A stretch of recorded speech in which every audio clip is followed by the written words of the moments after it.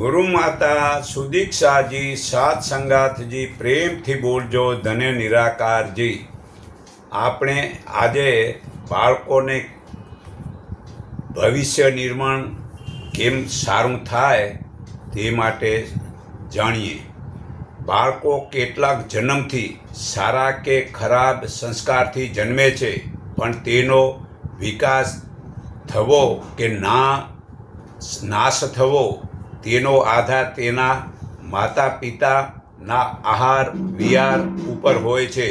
વળી બાળક ગર્ભમાં જ શીખે છે ને 5 વર્ષનું થાય ત્યાં સુધીમાં પોતાની ભૂમિકાનું જ્ઞાન અચેતન મગજમાં પડે છે। તે સુધારવા માટે ધ્યાન પરમાત્માનું કરવાથી અને સવારના વહેલા 4 વાગે ઉઠવાથી તે આ જ્ઞાન પ્રાપ્ત થાય છે અને સારી ભૂમિકાવાળા બાળક બને છે।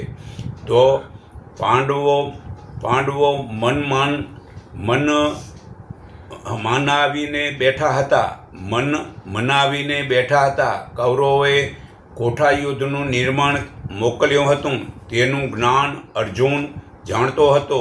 તે સમયે અર્જુન પાતાળમાં ગયો હતો, ત્યારે અભિમન્યુએ કહ્યું કે હું મારી માતાના ગર્ભમાં કોઠા યુદ્ધ જ્ઞાન મારા મામા કૃષ્ણએ દીધેલું છે, પણ તે બહાર નીકળવાનું મને જ્ઞાન નથી। બાકી 6 કોઠાનું યુદ્ધ મને યાદ છે, બાકી 7મો કોઠો છાણ માટીનો છે, એમાંથી બહાર નીકળવું એ મારાને જ્ઞાન નથી। ત્યારે ભીમે કહ્યું કે છાણ કોઠાનો હશે તો હું મારી ગદાથી જોડીને કાઢી નાખીશ, તું 6 કોઠાનો મતલબ કે યુદ્ધ કર। ત્યારે તે અભિમન્યુએ યુદ્ધનું આમંત્રણ સ્વીકાર્યું, પણ જે 7મા કોઠા વખતે ત્યારે મારી માતાને ઊંઘ આવી ગઈ હતી, તેથી નીકળવાનું વિધિનું જ્ઞાન હું જાણતો નથી। સમજાણું કે 14 વર્ષના બાળકે કોઠાના યુદ્ધનું જ્ઞાન ગર્ભમાં મળ્યું હતું, તો બાળકોને માતાઓ જ્ઞાન માટે ગર્ભમાં જ આપવું જોઈએ। ગર્ભથી જ જે બાળક પારગત થાય છે તે આ પુરાવો છે એક અભિમન્યુ અને સુખદેવજીનો। તો ખરેખર બાળકોને માતાઓ ગર્ભમાં જ સંસ્કાર આપે તો બાળકો ભૌતિક ભણે છે, પરંતુ ગુરુકુળ જેવું જ્ઞાનથી બાળકોમાં સંસ્કાર આવે છે। બાકી ઘેર બાળકોને વધુ લાડ પ્યારના કારણે આળસુ બને છે, તેથી બાળકોને નાનપણથી કામ ધંધો લગાવો તો લગ્ન ખર્ચ પોતે કરે। આ પાના નંબર 171 નૈતિક વિકાસના પાનાના પુરાવો છે। તો એક બાળકે પોતાના પિતાને કહ્યું કે પિતાજી, મારા બધા મિત્રોને તેમના પિતાજી અત્યારે પણ પૈસા આપે છે અને તેમના ભવિષ્ય માટે ભેગા પણ કરે છે। આપ તો ભવિષ્ય માટે જમા કરવાનું તો દૂર છે, પરંતુ અત્યારે મને મહેનત કરાવો છો। પિતા બોલ્યા, પુત્ર, હું નથી ઈચ્છતો કે તું પણ બીજા છોકરાની મફતનું ધન મેળવીને દારૂડિયો, જુગારીઓ અને વ્યભિચારી બને। વગર મહેનતના ધનથી જ આવા પાપ થાય છે। પિતાની આ ઈમાનદારીનું જ ફળ સાંભળી જીવનમાં ઉતારી એ છોકરો ઇંગ્લેન્ડનો ધનકુબેર એલિયસ સ્ટોલ બન્યો। સંતાનોને દેશની, ધર્મની, સમજની કે સંસ્કારોની ખાસ જરૂર છે। એ જ સંતાનો પોતાનું અને જગતનું કલ્યાણ કરે છે અને એનામાં જ ઈમાનદારીનું જ્ઞાન થાય છે। બાકી જેટલા લાડ વધુ કરો એટલા સંતાનો આળસુ અને જ્ઞાન વિના પોતાની મનમરજીસર ખોટી રીતે ધનનો ઉપયોગ કરે છે। તો પ્રાચીન કાળમાં સંતાનો વાલીઓના ભરણ પોષણ અને શિક્ષણ દીક્ષાનું ઋણ ચૂકવવાનું જ ઘણું મહત્ત્વનું માનતા હતા। આથી તેમણે વારસામાં આપેલું ધન ઉપકાર સમાજમાં કરતા હતા। અને સામાન્ય રીતે એવા પૈસા વયોવૃદ્ધ લોકો પોતાના જીવતા જ દાન પુણ્યમાં અને સત્કર્મમાં વાપરતા હતા. મૃત્યુ પછી જે બચતું તેનું સંતાનો શ્રદ્ધામાં સ્વર્ગીય આત્માને પુણ્યદાન પ્રદાન કરવા લોક ઉપયોગી કાર્યોમાં ખર્ચતા હતા અને તેઓ તેમાંથી એક પણ પાઈ પણ રાખતા નહીં. જે ઋણ તેમના પર ચઢ્યું છે તે ઓછું છે. જો મતલબ કે સંતાનો એ પૈસાનો ઉપયોગ કરે તો માવતરનું ઋણ ઉતરતું જ નથી. તેથી તે પોતાની ઈમાનદારીથી પોતે જ કમાવવું જોઈએ તે ઓછું છે. જે પોતાને જેટલું જોઈએ એટલું એ કરી શકે છે, જેથી આગલા જન્મમાં એ ગધેડો ઘોડા બનીને આ મફતના માલને એક બિનજરૂરી ઋણના રૂપે સ્વીકારે અને માથા પર ભાર ચઢાવે. આજની સ્થિતિ વિચિત્ર છે.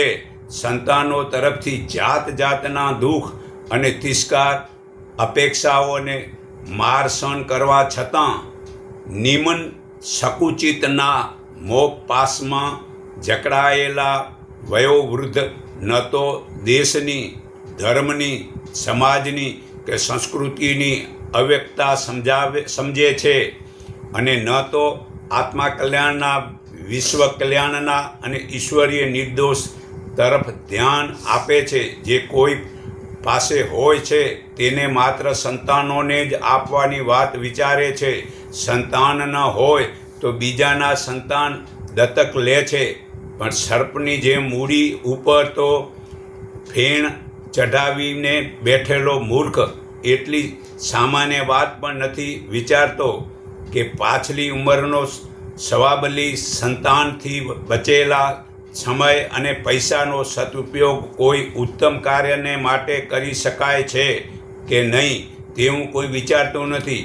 છોકરો ન હોય તો ખોળે બેહારી પણ છોકરાને જ આપવો એવી કોઈ જરૂરી નથી કે ભલે ભગવાનની ઈચ્છા નથી તે સંતાન ન દીધું. હવે તારી બુદ્ધિમાં કેમ સમજાતું નથી કે મારે આ પૈસાનો પરોપકાર કરું? તો એક સદગૃહસ્થને 3 છોકરા હતા. ગૃહસ્થ એ નહોતા ઈચ્છતા કે છોકરાને બિનજરૂરી ધન આપીને તેમના ભવિષ્યને ખલાસ કરી નાખે અને તેમને પરાવલી બનાવે. આથી તેમણે સૌથી મોટા છોકરાને 1000 રૂપિયા ઉધારા આપીને BA સુધી ભણાવ્યો. સર્વિસમાં લાગ્યા પછી તેની પાસેથી ઉછીના લઈને બીજા છોકરાને ભણાવ્યો અને તેની પાસેથી પણ 1000 ઋણ પેટે લખાવી લીધા, જે ત્રીજા છોકરાના ભણતરમાં કામ આવ્યા. ત્રીજો છોકરો ભણીને નોકરીએ લાગી ગયો તો તેને આપેલા 1000 ઉછીના લઈને પોતાની વૃદ્ધાવસ્થા સુખપૂર્વક પસાર કરી. છોકરાઓ પણ બિનજરૂરી દૂષણોમાંથી બચી ગયા. અને આપણે અત્યારે મતલબ કે સંતાનને જ પૈસા દેવામાં જ સમજીએ છીએ, બીજું સમજતા જ નથી. તો ખરેખર સંતાનોને સંસ્કાર આપો, પણ ખાલી ધન જ નહીં. ખાલી જો ધન આપશો તો એમાં સંસ્કાર અને જ્ઞાન નહીં રહે. તો હે પ્રભુ, સંજોગોમાં મુશ્કેલ હોય ત્યારે સારી રીતે કેમ જીવવું તે મને શીખવો. હે પ્રભુ, બધી બાબત અવળી પડતી હોય ત્યારે હાસ્ય અને આનંદ કેમ ન ગુમાવવા તે મને શીખવો. હે પ્રભુ, પરિસ્થિતિ ગુસ્સો કરે તેવી હોય ત્યારે શાંતિ કેમ રાખવી તે મને શીખવો. ચોથું કે હે પ્રભુ, કામ અતિશય મુશ્કેલ લાગતું હોય ત્યારે ઈમાનદારીથી હું એમાં લાગ્યા કેમ રહું તે મને શીખવો. ચોથું કે હે પ્રભુ, નિંદાનો વરસાદ વરસતો હોય તેમાંથી મારા લાભનું હોય તે કરવાનું મને શીખવો. પાંચમું કે હે પ્રભુ, પ્રલોભનો પ્રશંસા ખુશામતની વચ્ચે તટસ્થ કેમ રહેવું તે મને શીખવો. છઠ્ઠું કે હે પ્રભુ, ચારે બાજુથી મુશ્કેલીઓ ઘેરી વળે અને શ્રદ્ધા ડગમગું થઈ જાય, નિરાશાના મનમાં ડૂબી કેમ જવાય, ત્યારે ધૈર્ય અને શાંતિ તારી કૃપાની પ્રાર્થનાની પરીક્ષા કેમ કરવી તે મને શીખવો. તો જુઓ, સુખનો આધાર જ્ઞાન સાથે નથી, સુખનો આધાર ધન સાથે નથી, પરંતુ સંતોષ સાથે છે. સદા આનંદમાં રહો તો જુઓ મજા, પરંતુ લાભ વધે તેમ લોભ વધે છે. તો સંતોષ રાખવાથી લોભ કાબૂમાં આવે છે. હે પ્રભુ, હું જે ઈચ્છું તે નહીં, પણ જે યોગ્ય હોય તે કરજો. ત્રીજું કે કવર ઉપર ચિટકાવેલ ₹1ની ટિકિટ ઉપર વિશ્વાસ છે, પરંતુ આપણને પરમાત્મા ઉપર વિશ્વાસ નથી. તો આપણા મનમાં 100% શક્તિનો ભંડાર છે, એનામાંથી માત્ર 10% શક્તિનો જ આપણે ઉપયોગ કરીએ છીએ. તો લોકોની સાથે હસો, પરંતુ લોકોની પીઠ પાછળ ન હસો. હાસ્ય માત્ર જીવન જીવવાની જડીબૂટી નથી, પરંતુ જીવન જીવવાનું ઉત્તમ શસ્ત્ર છે. પ્રભુનો આનંદ અમુક દિવસને માટે માણવાની વસ્તુ નથી, પણ ક્ષણે ક્ષણે અનુભવની વસ્તુ છે. તો જીવનના શ્રેષ્ઠ આનંદનો અવસર ચાલ્યો જાય તે પહેલાં જ માણી લો ને ભાઈ. માણવા જેવી વસ્તુ જો ભૂલી ગયા તો પછી સમય ચાલ્યો ગયો તો પછી એ માણવા મળશે નહીં. તો પરમાત્માની ઉપાસનાથી શક્તિ વધે છે. આ અથર્વવેદ 5:3:1 પુરાવો છે. તો મનુષ્ય મહેનતને છોડી દેવી નહીં, પરમાત્માની ઉપાસના કરતાં કરતાં પોતાના આત્મા અને શરીરને બળવાન અને શક્તિવાન બનાવો, જેથી સંસારમાં કોઈ તેમને ખરાબ ન કરી શકે. આ સંસારમાં લોકો ખૂબ દુઃખી થાય છે, તે હારે છે. આ ખરાબ ટેવને છોડવાનો કોઈ ઉપાય સૂચતો નથી. બધાને ચિંતા, ભય, શોક, ક્રોધ, નિરાશા, ઈર્ષા, તૃષ્ણા અને વાસના ખરાબ વાતાવરણનું ફેલાયેલું છે. તો લોકો પોતાની લાલચને પૂરી કરવામાં ઘેટાની જેમ ઊંડા કૂવામાં પડે છે. તેને જ્ઞાનીઓ પોતાની તરફ વાળે છે, પણ સત્યનો માર્ગને છોડીને પાપના રસ્તામાં જઈને આત્મહત્યા કરે છે. મનુષ્ય જીવન માત્ર દિવસો પસાર કરવા માટે, જ્યાં ત્યાં ફરવા માટે મનુષ્ય જીવન મળ્યું નથી. તે તો શ્રેષ્ઠ મનુષ્ય બનવા માટે છે. જે લોકો શ્રેષ્ઠ બનવા માટે પ્રયત્ન કરે છે તેઓને ધન્ય છે. એના માટે જાગૃત થઈને સતત મહેનત કરવી પડે છે. મનને મક્કમ રાખીને પોતાના લક્ષ્ય તરફ આગળ વધવું પડે છે. આદર્શ પુરુષોનું અનુસરણ કરવું પડે છે. તો સાચા આદર્શ પુરુષ તો પરમાત્મા છે. તેમને આદેશ છે કે હંમેશા આપણા ધર્મ કર્તવ્યની જવાબદારીને નિભાવવી અને સચ્ચાઈના માર્ગ ઉપર ચાલતા ગમે એટલી મુશ્કેલીઓ આવે છતાં તેને છોડવી નહીં, અને સવારના ઉઠી પરમાત્માનું ધ્યાન ધરવામાં આળસ કરવું નહીં. તો કર્મકાંડ છોડીને તે પરમાત્માની સાચી ઉપાસના કરે છે ને ઈમાનદારીની મહેનત સાચું જીવન જીવે છે. ભગવાન પરીક્ષા લેવા માટે તેમને હરાવવાથી પ્રકૃતિનું વરદાન આપણને મળે છે. તે કેટલો હારે છે, કેટલો મારી સાથે અભિમાન છોડી વર્તન કરે છે, એવી પરીક્ષા પરમાત્મા લે છે. ને પરીક્ષામાંથી પાસ થયા પછી એને સુખ મળે છે. તો સંયમ વડે આત્મા અને શરીરને શક્તિમાન અને બળવાન બનાવી જીવનમાં મહેનત પૂરી ઈમાનદારીથી કરે છે તે જ આદર્શ બ્રાહ્મણ કહેવાય છે.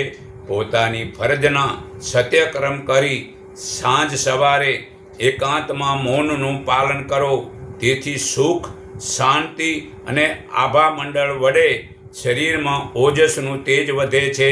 તેથી બહારની મેલી વિદ્યા શરીરમાં પ્રવેશતી નથી અને પરમાત્માનો આનંદ સ્વરૂપમાં પોતાના આત્માને પરવવો તે શુદ્ધ ઉપાસના કરે છે.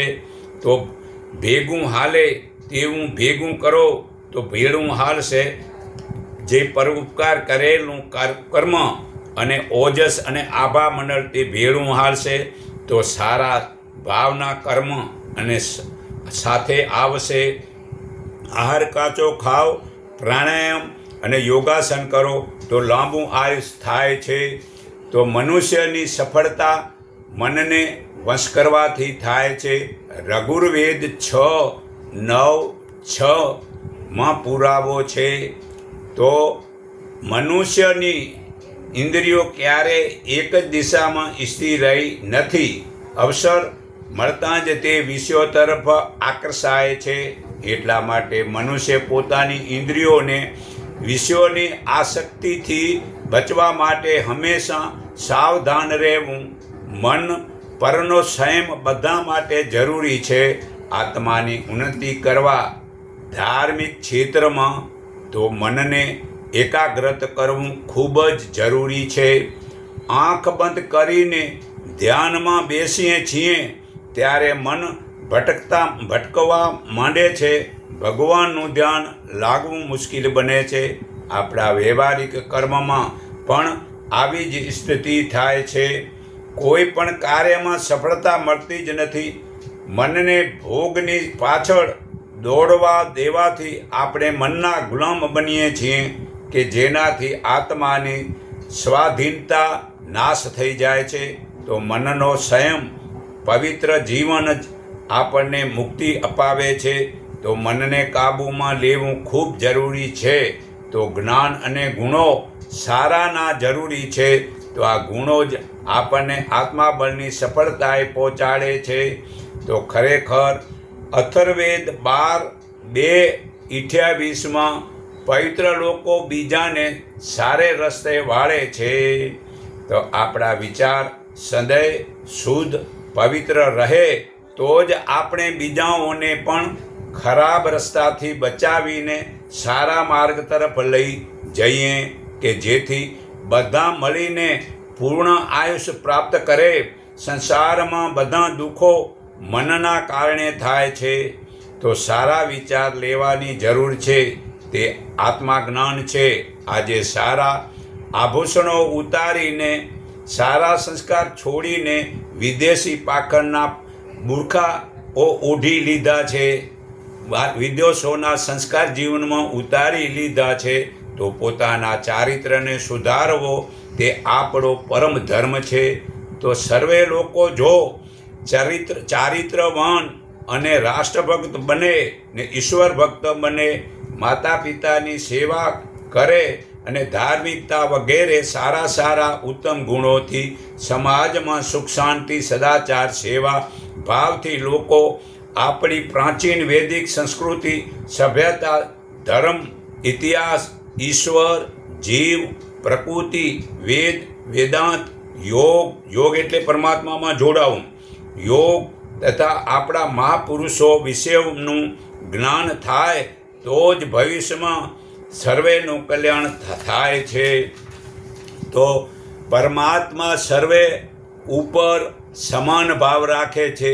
તેને પક્ષપાત કરતા નથી. યજુર્વેદ 18:48 આ પુરાવો છે. તો પરમાત્મા બ્રાહ્મણ વગેરે વર્ણોને પક્ષપાત છોડીને સમાન પ્રેમ કરે છે તેવું વિદ્વાન લોકો પણ કરે છે. પરંતુ જેઓ સારા શ્રેષ્ઠતાને માપદંડ ગુણ કર્મ અને સ્વભાવનો નથી માનતા તે લોકો નિંદાને પાત્ર બને છે. પરમાત્માએ સંસારમાં બધાને એક સરખા બનાવ્યા છે. દેવી વિભૂતિઓ વડે શરીરની રચના કરી છે, છતાં લોકો ખોટા સંસ્કારોમાં ફસાઈ જાય છે. પરમાત્મા કોઈના પક્ષપાત કરતા નથી.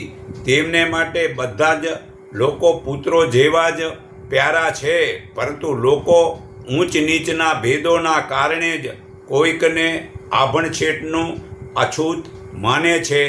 તેને અડકેલું પાણી પીવા તૈયાર નથી. એ શરમની વાત છે. આ પ્રમાણે ધર્મના નામે શૂદ્રો હલકી વર્ણ પર ઘોર અન્યાય થાય છે અને તેમને સામાજિક સંગઠનથી તથા ધાર્મિક ન્યાયથી જુદા રાખે છે. ધર્મ તો બધાને પ્રેમ કરવાનું શીખવે છે. તોડે તે ધર્મ નથી, પરંતુ આત્માની અમૂલ્ય મૂડી સમજાવીને પ્રેમ જીવનમાં પ્રાણ છે. અને જે જોડે તે મતલબ ધર્મ છે. તોડે તે ધર્મ જ ન કહેવાય, તો જોડે તેને ધર્મ કહેવાય છે. તો પ્રેમ અને શંકામાં ફેર છે. જ્યાં પ્રેમ છે ત્યાં જ શંકા હોતી નથી, અને જ્યાં શંકા છે ત્યાં પ્રેમ હોતો નથી. હાલમાં બધી જ સમાજમાં આજે સર્વત્ર આભણછીટની શંકા અને ભય લોકો માને છે. તેના કારણે જ અરસપરસ પ્રેમ રહેતો નથી. ભાઈચારાની ખોટ દેખાય છે તથા ઊંચ નીચની ખોટી હલકી ભાવનાવાળા લોકોને નીચ કહેવા જોઈએ અને તેનો સમાજમાંથી બહાર કાઢી નાખવો જોઈએ. ચાહે ભલે પછીથી પ્રમુખો કે મંત્રી હોય, જો સમાન દ્રષ્ટિ રાખવા એનામાં વિચાર નથી તો એને સમાજમાંથી પણ કાઢી નાખવા જોઈએ. પછી ભલે તે પ્રમુખો હોય, મંત્રી હોય કે બ્રાહ્મણ હોય તો કાઢી નાખવો. અને જ્ઞાની તો બધાને સમાન માને છે. આ ગીતા અધ્યાય 5 શ્લોક 18-19 જ્ઞાની કૂતરાને, ગાયને, બ્રાહ્મણને, પાપીને સમાન માને છે.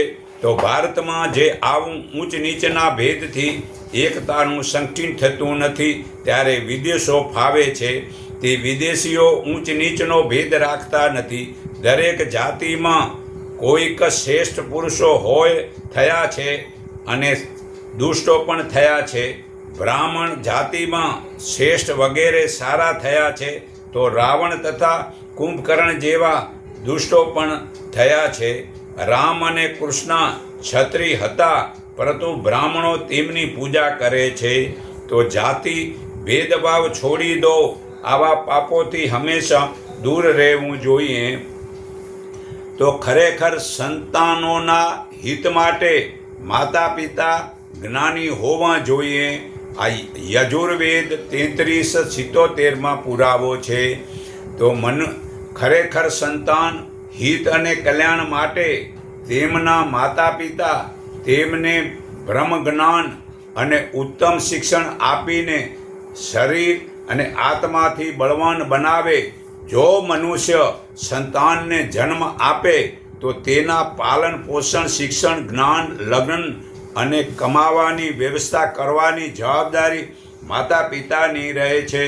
માતા પિતા અને વડીલોને તે સંતાનોના ગુણ, કર્મ અને સ્વભાવને સંસ્કારી બનાવવામાં પણ આળસ કરે તો તે ગુનેગાર ગણવામાં આવે છે. તો ખરેખર હવે અમે કહી દઈશું કે તમે જો આળસ કરશો તો અમે ગુનેગાર છીએ, તો અમે ગુનેગાર ન થઈએ. એટલે હવે આળસ તમે આજથી છોડી દો. મારે કહેવું પડશે બધાને બેહારીને. લાડ પ્યારના કારણે જો બાળકો વધુ આળસુ, વિલાસી ને સ્વાદ લોલુપ અહંકારી બનાવે છે, તે મોટી ભૂલ કરે છે. વધારે લાડ સંતાનને આપી તેની સાથે અન્યાય જ કર્યો ગણાય છે. તો માતા પિતાએ ક્યારે પણ લડાઈ ઝઘડા ન કરવા જોઈએ અને ખોટા વ્યસન ફેશન ન કરવા જોઈએ કે જેથી બાળક નાની ઉંમરેથી જોઈને જ બગડે છે. બાળકોને ભલામણની જરૂર નથી, પરંતુ સારા વર્તન માતા પિતા પહેલાં શીખી લે છે તો સંતાનો પહેલાં ઓટોમેટિક જોઈ લે છે. અથવા ગુરુકુળમાં મોકલો તો ચારિત્ર અને સંસ્કાર મળે છે. તેથી કુટુંબમાં ખૂબ જ પ્રેમ, શાંતિ અને સદાચારીના સદ્ગુણોથી પ્રેરણા મળે છે. તે અથર્વવેદ 5:37 ખરેખર જે મનુષ્ય ધર્મ છે તે હંમેશા આગળનું વિચારે છે. મનુષ્ય તું હંમેશા ઊંચે ઊઠ, એ જ તારો ધર્મ છે. જેમ કીડી વગેરે નાના નાના જીવો ઉપર ચડે છે, તેમ તું પણ ઉન્નતિના ઉપાયો જાણીને હંમેશા આગળ વધતો રહે. આ અધ્યાત્મક જે લોકોને ઊંચ અને સારા બનાવે છે તે શું છે? આ છે ઉપાસના, સાધના અને આરાધનાની ત્રિવેણી, જેનાથી લોકોનું જીવન સફળ થાય છે. ઈશ્વર દિવ્ય ગુણોનો પોતાની અંદર ઉતારીને ઉપાસના કહેવાય છે. જે લોકો બીજાની ભલાઈ કરે છે તેથી બધાને સુખ શાંતિ થાય છે. પશુ જેવું આચરણ છોડીને દેવો જેવું આચરણ કરવું. જીવનને સફળ બનાવવા પરમાત્માનું શરણ સ્વીકારવું પડે છે. તો જ એક જ માનવ ધર્મનું પાલન કરવાથી માણસ બની શકે છે અને પરમાત્માનું જ્ઞાન જાણી શકે છે. તો હું સર્વના હૃદયમાં રહેલા પરમાત્માને હું મારા હૃદય ભાવથી નમન કરું છું કે એકને ઓળખો, એકને માનો ને એક સંગઠિત થાવ. એટલું કહી હું મારી વાણી વિરામું છું.